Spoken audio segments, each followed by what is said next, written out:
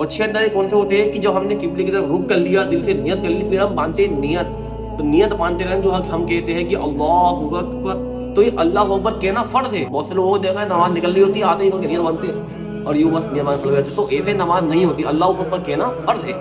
और दूसरा क्या है, दूसरा कयाम करना, कि नमाज में अल्लाह अकबर नियत करने के बाद थोड़ी देर खड़ा होना फर्ज है।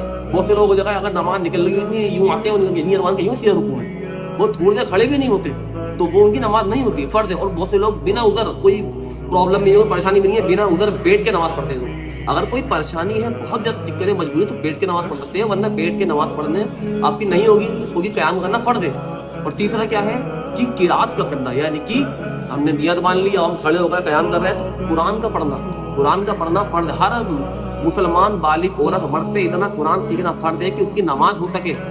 तो आपको कुरान भी थोड़ा बहुत सूरतें याद करनी है, सीखना है। और फिर हमारा क्या आता है चौथा कौन सा है हमारा, कि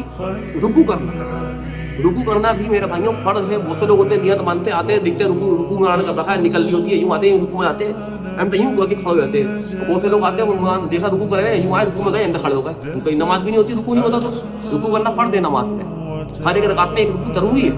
और फिर दूसरा, एक रकात में 2 सजदे करना, 2 सजदे इत्मीनान से सुकून से करना है। सजदे वो चीज़ें जिसमें अल्लाह ताला सबसे करीब होते हैं अपने बंदे के।